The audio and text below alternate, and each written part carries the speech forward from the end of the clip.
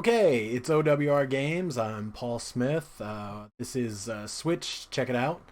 Not Switch. Check it out. Famitsu. Check it out. For the week of March 7th, 2020.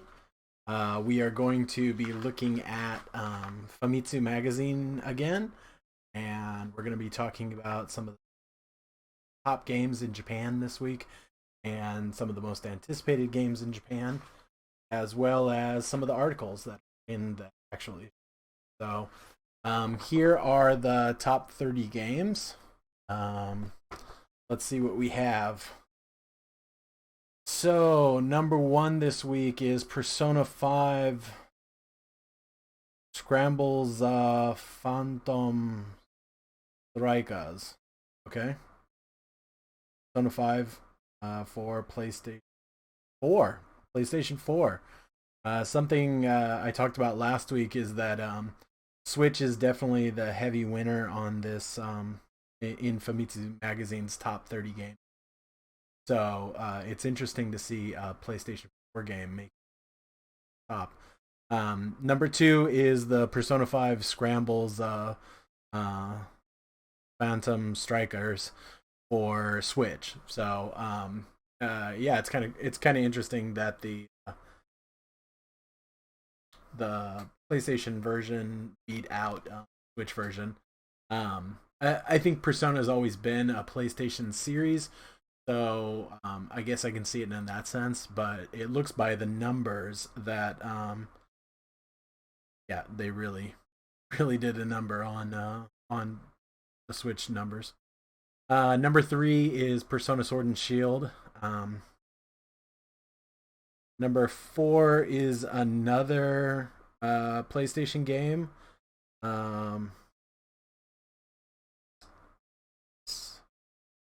Something Do Gaiden. I don't think it's Tokudo Gaiden, but Katanakami. Not really sure what it is. It says it's an action RPG. It's from Spike Chunsoft. Yeah, I'm not gonna look it up. But yeah, that's number four this week. Brand new game to the list. Persona 5 and this game are two of the new games. It looks like this Katana Kami game also appears on the Switch, and once again, the PlayStation 4 version is beating out the Switch numbers. It looks like the PlayStation 4 is 4, and the Switch version is number 9. Those are the only two new games on the top of on the top 10 of the top 30. Number 5 is Ring Fit Adventure. Ring Fit Adventure has been killing it on this list. It's been on here consistently for pretty much since it debuted. I think that shows how many people have Switches in their house and how many adults play the game. So I think yeah, I think most of the people that are buying this are probably adults. So um, next one on the list is Minecraft. Minecraft has been killing it on the Switch for quite a long. Hatsune Miku went from number 1 to number 7. So the sales dipped quite a bit on that. Number 8 is Smash Brothers. Number 9, as I said, is the Katana Kami. Number 10 is Mario Kart Deluxe. Number 11 is another new game, Daymare. Oh, so like maybe the opposite of Nightmare. Daymare. Daymera.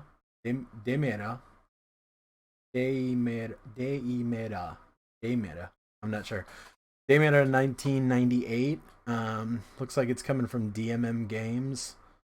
I think that's the publisher and not the developer. Not. Next one is Brain Training. Super Mario Party is number 13. Splatoon 2 is still holding it at 14. Zelda Breath of the Wild is 15.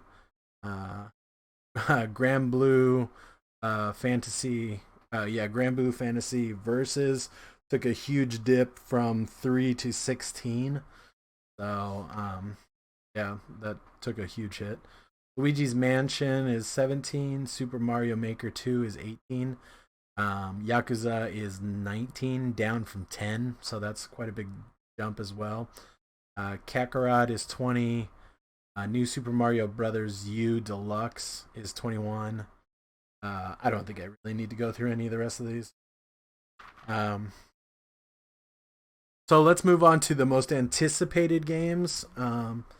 Number one is Final Fantasy VII Remake again. Number two is Animal Crossing again.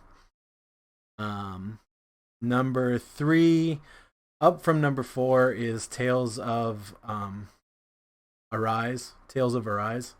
And then jumping down to number four, where so the number three and number four games have just flip flopped. Number four is Resident Evil 3. Number five is Nioh 2. Number six, Bayonetta 3. Number seven, the new Zelda game, the new Breath of the Wild World Zelda game. Number eight, what is it? Trials of Mana. Number nine, the Shin Megami Tensei game. And number 10, Cyberpunk 2077. Let me see. The only new games on the anticipated list are down at 27. Bravely Default 2 is new on this hyped list.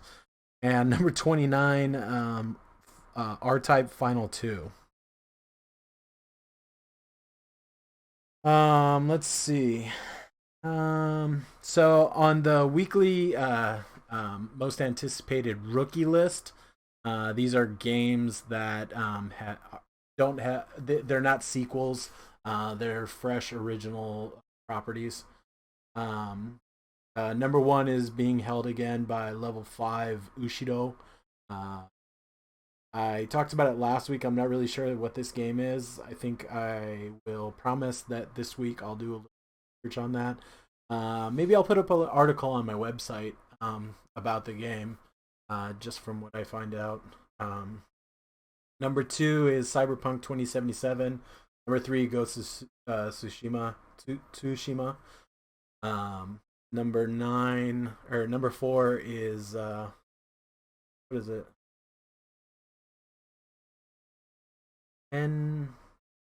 Tenho, maybe? Tenho no Sakuna Hime?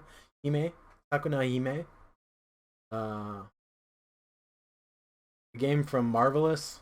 I'm not really sure what this is either. Number five, up from number 8 last week is the Vita game that I talked about last week.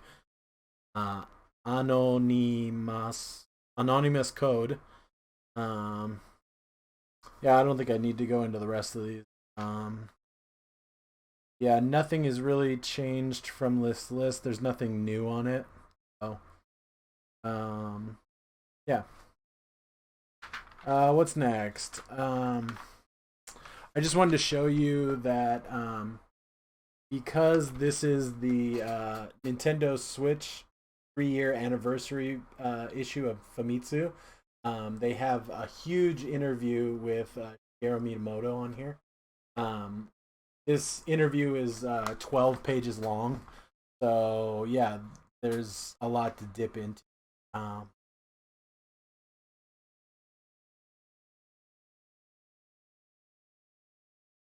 So there's a lot of questions in here. I'm quite interested to exactly what kind of information. It looks like it talks about lots of different Nintendo information, gossip. Looks like they've got a picture of Yamamoto-san or Yamauchi-san. There's some Iwata pictures, so they're probably going to bring up some of the legends of Nintendo. There's also some information about Super Nintendo World, which will be opening at Universal Studios.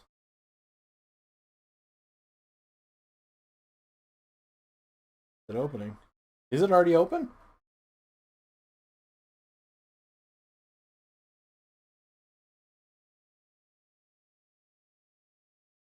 Um,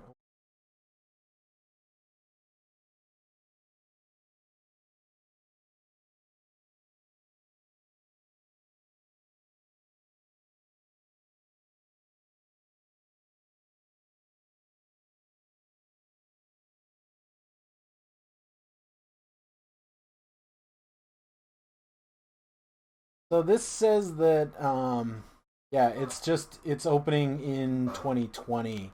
Uh, I'm not seeing an exact date right now.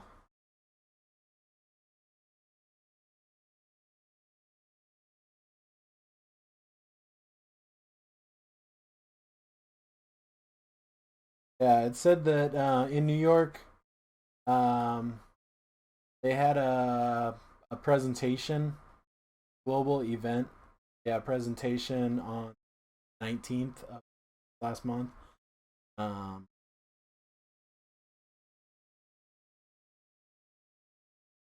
Maybe they've awarded a grand prize trip. Looks like they were on USA Today. Huh? No, they were on the Today Show, which is filmed in New York. Um, Looks like they've opened. Uh, oh, they've got new goods at the official store in New York. So, talking about some of that. It looks like mainly it's just a PR thing. Um, so I've never been to Universal Studios Japan or even Universal Studios in America. So I think this is one thing that could drag. Um, the next thing is Nioh 2.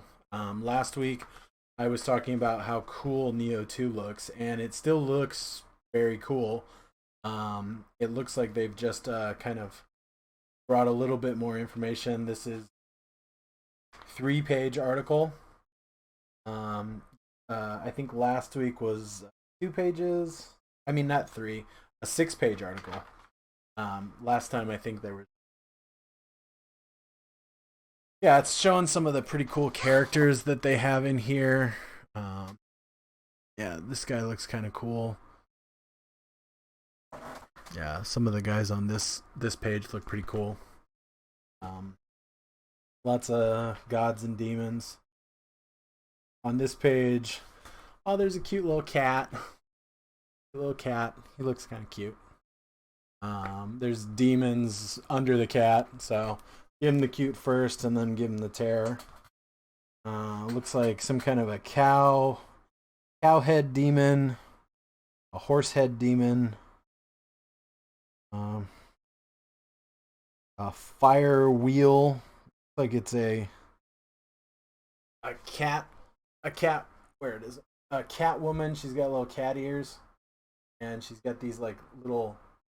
Almost kind of looks like Axel from uh,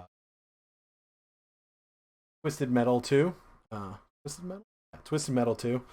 She kind of looks like she's got an axle thing going on where her feet are connected to these two burning wheels.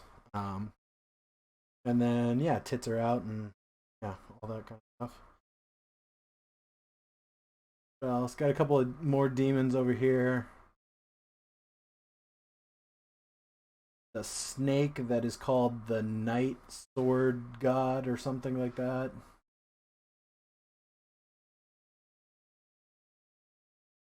The mountain old lady demon. Yeah, it looks pretty cool. You got a lot of interesting stuff coming from Nioh 2, and having never played the first game, this game um, has me geeked to go turn on my PlayStation 4 and actually play that game, but then also excited for when this comes out. Um, the other thing that appeared in here and the news appeared last week as well. So this is fresh news about the game. Is Valorant. This is the new game by Riot Games. I think it's a first-person shooter. Yeah, I can see the gun in the character's hand. So, yeah, they got specs in here. Got some information about the map. Looks like it's got a Japanese motif, it says, or at least one of the maps does. Maybe all the maps. I'm not really sure how this game is working. They've got some interviews with the dev team. Looks like, I mean, all the dev team are from other countries that aren't Japan. These are all translated interviews. But yeah, this game looks pretty cool. I'd like to see what Riot does that's not. What's the game they do? The Dota clone thing. What the hell's the name? League of Legends. Yeah. So I'd like to see what else they're doing. So interested to see that. The next thing that's kind of interesting. I feel like I've heard of this game, but it's not coming to Japan until June, so maybe I haven't heard of it. But it's called Remnant from the Ashes. It's a PlayStation 4 game. It says that the maker is DMM Games. DMM is a large entertainment company over here in Japan. I don't think I've ever heard of a AAA DMM game having been made, but it could just be ignorance as well. So, but this game looks cool. I mean, look at some of these screens. These screens look pretty fantastic. I hope that it's kind of coming out in the thing. I need to get a new camera set up so that I can look at the I need a camera behind me looking down at the magazine. So I'm gonna try and get that set up sometime. But yeah, like some of these screens just look like really gorgeous. I want to read this and see what this game's all about. So yeah, it's definitely got like a otherworldly vibe to it. Yeah. Um, there's some game called Synaptic Drive. I'm not really sure what that is all about. Yeah, the next thing. So last week, the issue was about Pokemon and it being, I can't remember what year anniversary. It was an anniversary for Pokemon, and this time we're having the 15th anniversary of Pokemon Mystery Dungeon. So this goes into the new Pokemon Mystery Dungeon game coming to the Switch, which already came out. So it came out the 6th over here in Japan. I'm not really sure what that means for the US. But I never really got into these games. Looks like the game first appeared in 2005, the 15-year anniversary, quite making it a 15-year anniversary.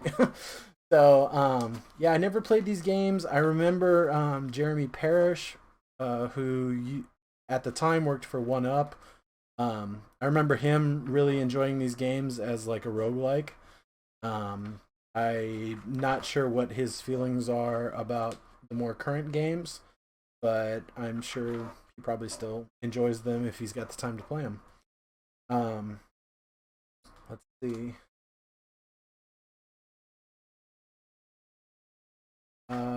Yeah, so there's a huge article in here about Pokemon Mystery Dungeon.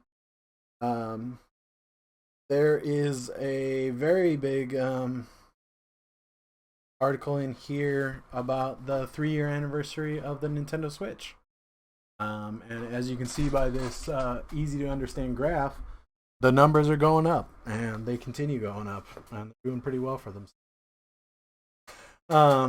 It's got overall sales for games on Nintendo Switch. Number 1, Smash Brothers. Number 2, Pokemon Sword Shield. Number 3, Splatoon 2. Number 4, Mario Kart Deluxe. Number 5, Super Mario Odyssey. Number 6, Pokemon Let's Go. Number 7, Breath of the Wild. That surprises me that number 7's down there. I mean, these are Japanese numbers. I wonder if they had American numbers. If the number would be higher. Let's see what else. Number 8, Super Mario Party. Number 9, Minecraft, and number 10, Super Mario Maker 2. So, I won't go into that, but they go all the way to number 30. The 30th game is Xenoblade 2. I love to see some love for Xenoblade. They go into like what models are like the best sellers down here. It looks like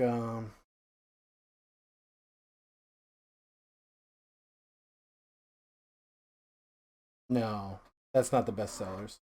It's just showing you when the models debuted and how much they.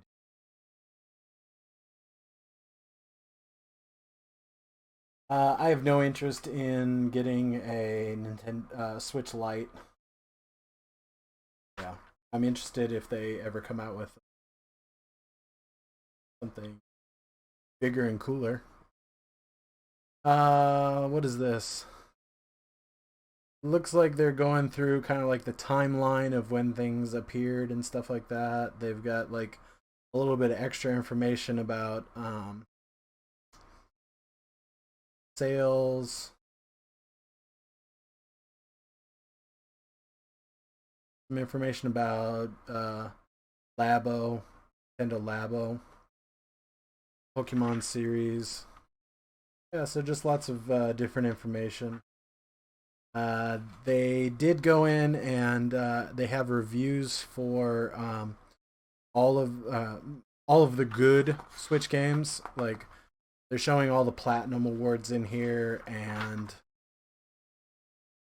gold awards and things like that. So it looks like Zelda Breath of the Wild is the only thing that's gotten a perfect score from Famitsu. Now I covered this before I started this this actual recording, just on my stream, talking about this. I'm not sure if these are new review numbers or if these were the original ones. I need to read the Japanese just to figure it out. But yeah, in this it shows that Zelda Breath of the Wild is a perfect 40. Mario Odyssey is 39, so it's just 1 point off. Smash Brothers is 38, 2 points off. Pokemon Sword and Shield 38, Splatoon 2 37, and interestingly, FIFA 18 got a 37. Now, I'm very interested in that because I've never heard that. I don't think most Westerners would buy FIFA on the Switch. And EA tends to hamstring their Nintendo games in the past. And Japan tends to be a winning 11 country. So, with all of those things together, it surprises me that that FIFA 18 got a 37. Let's see. Let's finish off the 37s. Pokemon Let's Go got a 37. Dragon Quest. Dragon Quest. Kobe. Oh, Dragon Quest Builders 2 got a 37.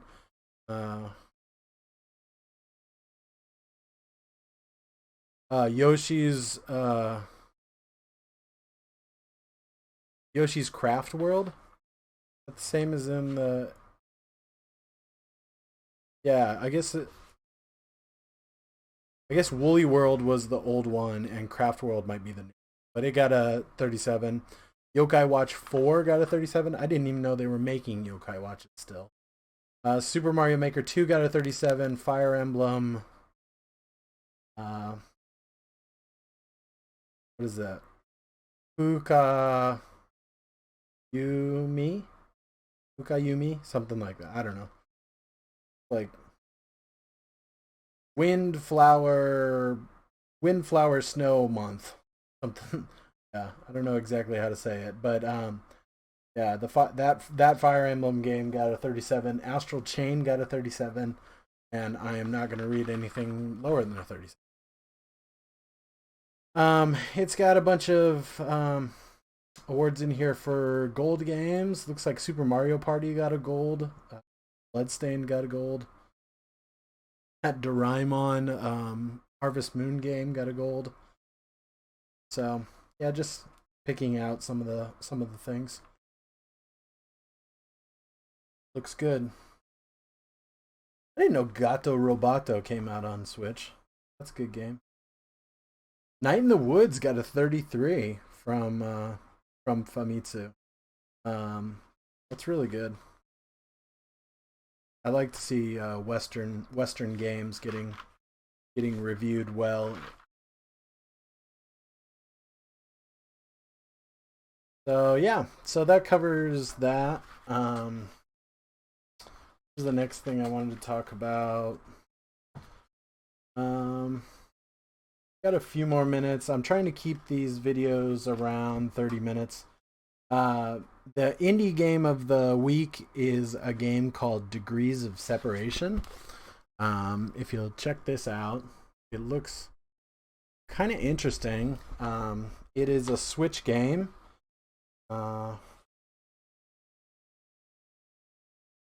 Yeah, the developer is Fly High Works. I've never heard of them. But it looks like God, what was that game on over something? Overland? I can't remember. There was a 360 era 360 PlayStation 3 era game where you played a character that could go between like blue and orange. And this looks like it's somewhat mirroring that. That game was an adventure game. This game is an adventure game. Yeah, there's two different sides of the world, and it looks like the characters are on either side. So maybe you're like moving around the kind of almost like Brothers.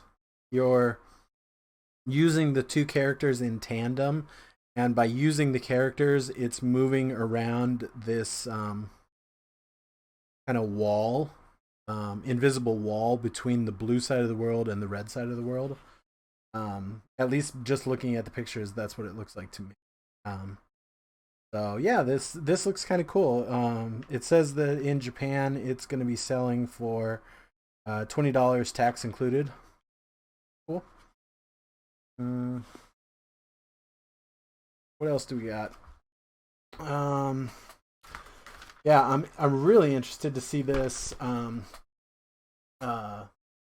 They have a 4 or 6 or 8 page article about Space Channel 5. I was looking last week to see if they might have a review for it, but I think that issue probably got out before they got a chance to look. And I don't think they reviewed it in this issue. Back to the yeah. There's only what 3 reviews in this magazine. I'm guessing most of the rest of it is up on their website, but yeah, the Pokemon Mystery Dungeon got a 99998 winning post, which is like a horse racing game. Japan and their fucking horse racing games. got a gold award, and Just Dance 2020 got a gold award. Switch.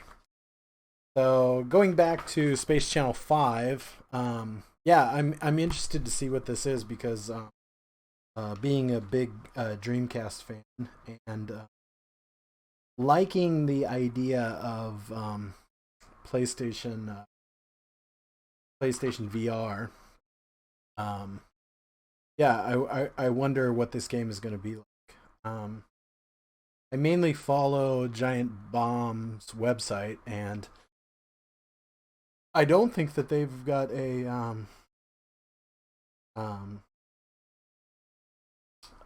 any kind of content about it yet. So I need to broaden my horizon and go out and look at other places. Um, it looks like on the 27th of this month, which sucks if I would have known that. I'm actually going to Tokyo for a Bright Eyes concert on the 23rd. Yeah, 23rd of this month, I'm going to Tokyo for a concert there. But it looks like they are having a music festival for Space Channel 5 on the 27th in Shibuya. So that would have been kind of fun to go to if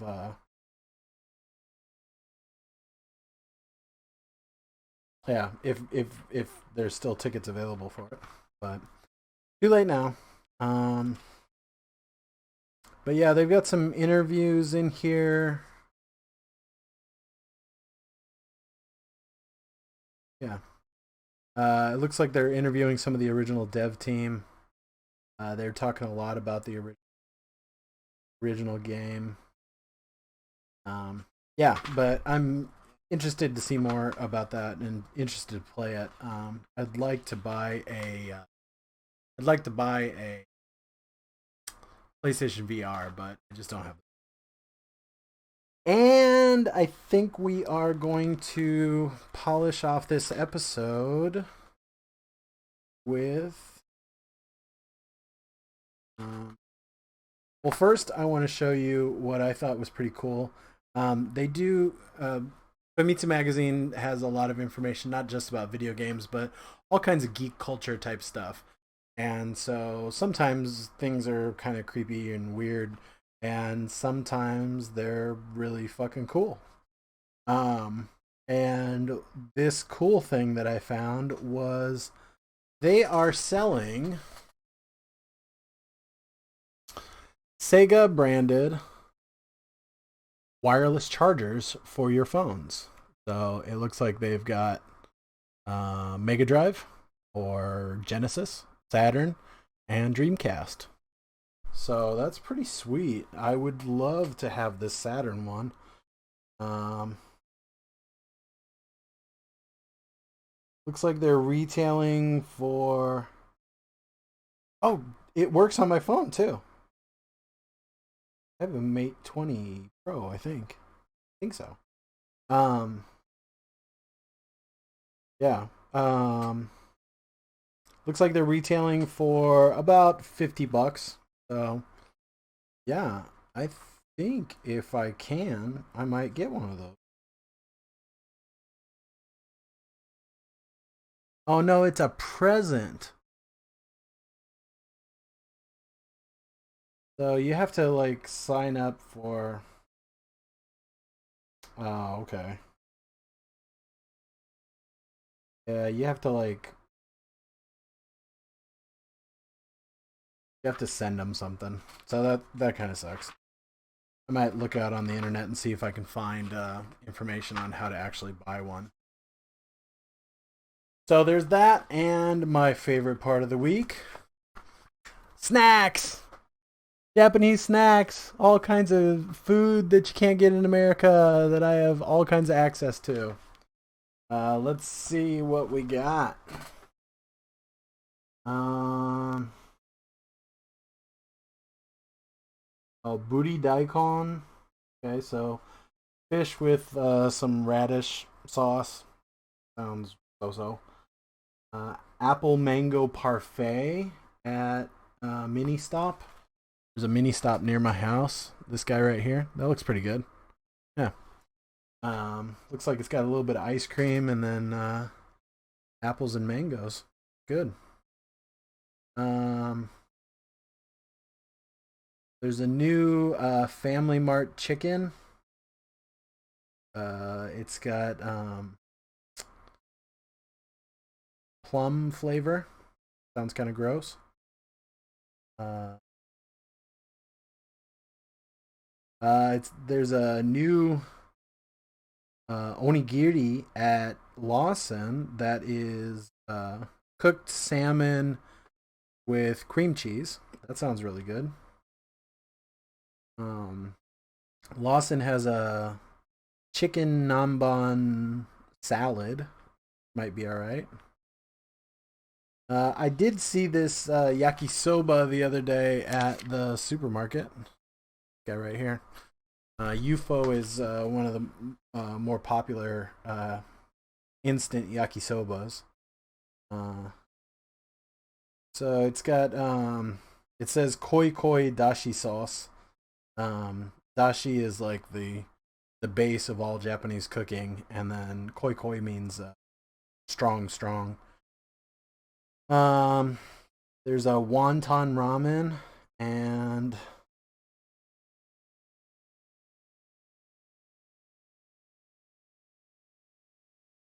so there's a udon that says that it doesn't use water. I'm guessing you'd probably just empty out the water. Um, there's these seafood potato chips. I almost bought these the other day.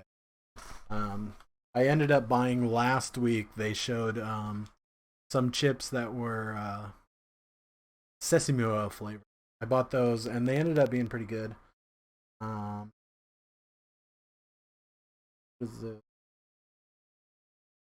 there's some kind of vanilla milk cookies. Vegetab food. Da da da. Yeah. So these chips down here are flavored like some kind of a spicy Thai salad. I guess. Oh, it's the okay. So Calbee makes these chips that are mainly just air and fluff. But they say that they're made out of vegetables. I'm sure that they do use a small amount of vegetables, but uh, yeah. So those chips they have made into a flavor that's supposed to taste like this popular spicy Thai salad. So who knows if it does? Who knows if it doesn't? If I buy them, I'll find out. So that covers this week in Famitsu. Um, Once again, here's the pretty sweet cover. There's Mr. Miyamoto, which I was covering with my finger. Um, yeah, I can't wait to kind of dig more into this video. I have a lot of interesting information. Um, oh, okay.